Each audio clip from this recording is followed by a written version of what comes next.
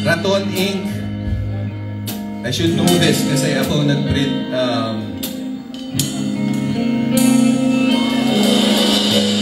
Rock One Bell Lines. Yung mga banda na nandyan sa taas, yung mga nakikita, andyan pa sila? Tatawa pa sila siyempre. Tatawa sila siyempre. Kay Ayan Lim, my ninong, I love you so much, of course. To Junjun, my nephew, who's first time ko makita sa gig. My wife was so fucking drunk last night sa day one. She's here right now, she's still drinking, I love you so much. Pwede mo natin palapakan lahat ng mga matitiba. Hang on. Sa lahat ng mga lalaki na nandito ngayon, nagpapatibay yung mga asawa nila, yung mga girlfriend nila. Pwede ba tayo guys, palapakan natin yung mga asawa, mga girlfriend natin? You know, life is nothing without them. You know, it kind of pisses us sometimes. Di ba? Sometimes. Pero sobrang sila nagbibigay ng kulay sa buhay natin. Sa lahat ng mga asawa, sa lahat ng mga special na babae sa buhay natin.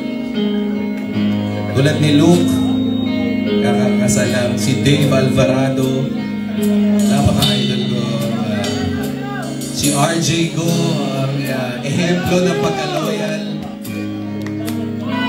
But this next song is entitled Okay Lang.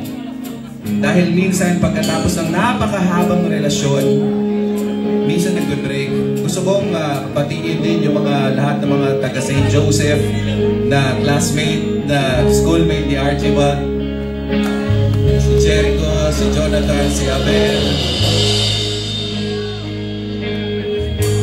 Oh! Si OJ Go.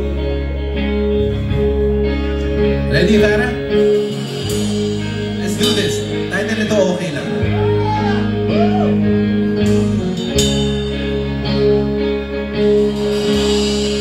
Ayan ka na naman, naglaro sa isipan, iyong pinuksan